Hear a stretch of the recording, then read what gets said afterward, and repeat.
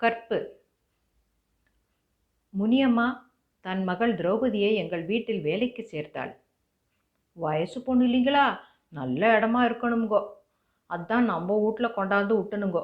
அது சின்ன புள்ளிங்கோ என்ற மவங்கிறதுக்காக சொல்லிங்கோ, படு சுட்டி பொண்ணுங்க, அதுக்கு ஒரு பாதுகாப்பு வேணுங்க என்ற மேலே அதுக்கு உசுருங்கோ. ஆமுங்கோ, அதை ஒரு நல்ல இடத்துல கட்டி கொடுக்கணுங்க, அது வரைக்குமாவது சாக்கிரதையாக பார்த்துக்கணுங்க என்று முனியம்மா கூறினாள். என் மனைவிக்கு பிடித்து போய்விட்டது. வேலைக்கு ஆர்டர் கொடுத்து விட்டாள். ஒரு நிமிடம், என்னை பற்றி நான் யார் என்று சொல்லவில்லையே. நான் ஒரு எழுத்தாளன். எழுத்தாளன் என்றதும் எரிக்க வந்து விடாதீர்கள். என் எழுத்தில் காதல் இருக்கும், காமம் இருக்காது. அன்பு இருக்கும், ஆபாசம் இருக்காது. என்னுள் திரௌபதியை பார்த்ததிலிருந்து ஒரு கிளர்ச்சி. இவளை ஒரு கதாபாத்திரமாக வைத்து ஏன் கதை எழுதக்கூடாது என்கிற தவிப்பு. திரௌபதியை பற்றி அவ்வப்போது என் மனைவி சுட சுட நியூஸ் கொடுப்பாள். Latest news. நானாக கேட்டால் சொல்ல மாட்டாள். என்னை பார்த்து ஒரு மாதிரி முறைப்பாள். அவளுக்காக குஷி வந்துவிட்டால் நான் வேண்டாம் என்று ஓடினாலும் ஓட ஓட விரட்டி அடித்து சொல்லிவிட்டுத்தான் ஓய்வாள். அது அவள் சுபாவம். இன்று அப்படி ஒரு குஷி வந்துவிட்டது அவளுக்கு. ஏன்னா, உங்களுக்கு சமாச்சாரம் தெரியுமோ? அஸ்வாரஸ்யமாக என்றேன். திரௌபதி பற்றிய முழு விவரங்கள் தெரிந்த பிறகு நான் கதையை எழுத ஆரம்பிக்க வேண்டும். இதுவரை எனக்கு தெரிந்த விவரம்: திரௌபதி ஒரு அழகான பெண், சுட்டியான பெண், கொஞ்சம் அலங்கார பிரியை. அவளை பார்த்தால் ஒரு வேலைக்காரி என்று யாரும் சொல்ல மாட்டார்கள். நீட்டாக உடை உடுத்தி கொண்டு வருவாள். தலை ஷாம்பு போட்டு குளித்தது போல் புசு புசுவென்று இருக்கும். பித்தளையோ பாசிமணியோ அதை அழகுடன் அணிந்து கொண்டு திரௌபதி வருவாள். புருவத்தை கூட கத்திரிக்கோலால் வெட்டி கொண்டிருப்பாள் என்று நினைக்கிறேன். அளவாக கத்திரித்தது போல் வில் போன்ற புருவம்.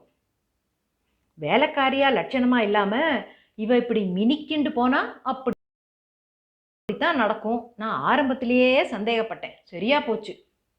நான் திடுக்கிட்டேன். எங்கோ பிசுறுகிறதே. திரௌபதிக்கு என்னவாயிற்று? திரௌபதிக்கு முறப்பையன் ஒருத்தன் இருக்கானா.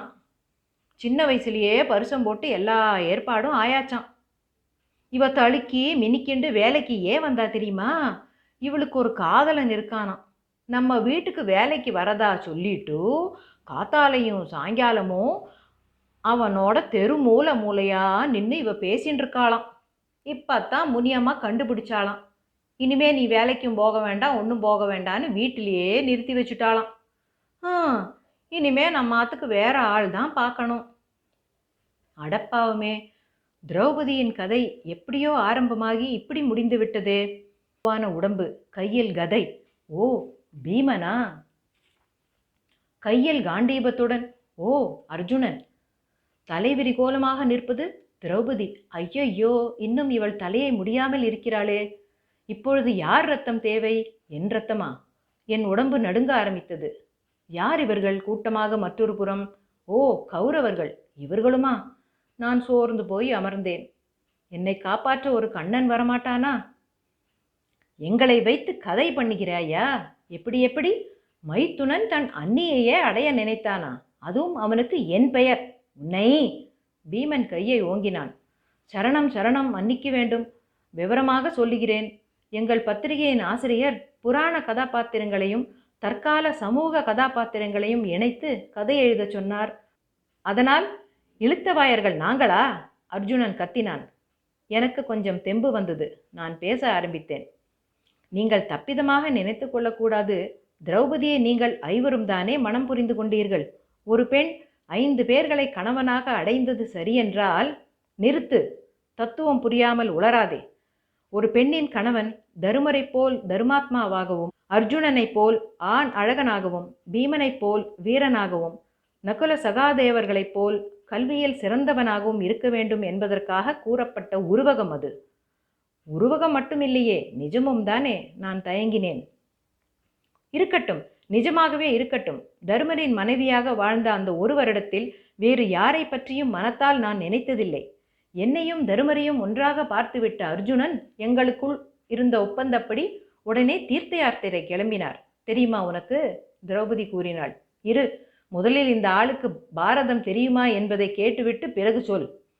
சந்தர்ப்பவசத்தால் திரௌபதி எங்கள் ஐவரின் மனைவியானாள். ஆனால் எங்களுக்குள் ஓர் ஒப்பந்தம். ஒவ்வொருவரிடமும் ஒவ்வொரு ஆண்டு அவள் மனைவியாக வாழ்ந்தாள். இந்த ஓராண்டு காலத்தில் அவள் மற்றவர்களை நினைத்து பார்க்க மாட்டாள்.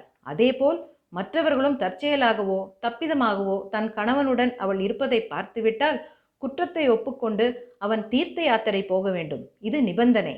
இதன்படி தருமரும் திரௌபதியும் பேசிக்கொண்டிருந்ததை தற்செயலாக பார்த்துவிட்ட நான் தருமரிடம் மன்னிப்பு கேட்டுக்கொண்டு தீர்த்த யாத்திரை கிளம்பினேன். நண்பரே, நான் சொல்வதை கவனமாக கேள். எல்லா காலத்திலும் நல்லவர்கள் கெட்டவர்கள் இருந்தார்கள்.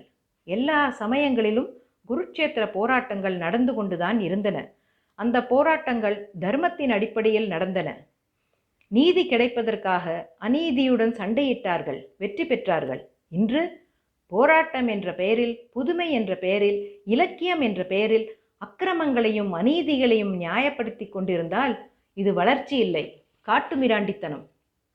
மனிதன் தன் பழைய நிலைக்கே போய்கொண்டிருக்கிறான் என்று அர்த்தம். தன்னுடைய கற்காலத்திற்கு நிர்வாண நிலைக்கு அவன் போய்கொண்டிருக்கிறான். ஆமாம், இந்த நிர்வாண நகரில் இனி துகிலுரிக்க வேண்டிய அவசியமில்லை. தர்மர் நிதானமாக கூறிக்கொண்டிருந்தார். இந்த சண்டைக்காரனுடன் என்ன அண்ணா பேச்சு? இவனை பீமன் தன் கதையை உயர்த்தினான். வேண்டாம் வேண்டாம், என்னை விட்டுவிடுங்கள் என்று கத்தியபடி நான் கண் விழித்தேன். எதிரில் யாரும் இல்லை. என் எதிரில் திரௌபதியின் கதை அறகுறையாக நிற்கிறது. நான் கண்டது கனவா? என் முன் வரிசையில் நின்றவர்கள் எங்கே? மேஜை மீது மூடப்படாத பேனா, பறக்கும் காகிதங்கள். நான் திகைத்தேன். பேனாவை எடுத்து திரௌபதியின் கதையை இனி முடிக்க எனக்கு தெம்பில்லை. மதி உலர்ந்து விட்டது. நான் குழம்பிக் கொண்டிருந்த நேரம், ஏன்னா உங்களுக்கு சமாச்சாரம் தெரியுமா? நம்ம ஆத்துல வேலை செஞ்சதே திரௌபதின்னு ஒரு பொண்ணு. அது தன்னோட காதலனோட ஓடி போயிட்டுதான். அப்பங்காரன் எத்தனையோ காவல் போட்டிருக்கான், அதையும் மீறி போயிட்டுதான். ஒரு வேலைக்கார குட்டிக்கு துணிச்சலை பார்த்தேளா? கண்ட கண்ட சினிமா, கண்ட கண்ட கதையை படிச்சுட்டு உங்கள் கதையும் சேர்த்து தான் சொல்கிறேன். எல்லாம் கொட்டு குட்டி செவராகிறதுகள். என் மனைவி திரௌபதியின் கதையை முடித்து விட்டாள்.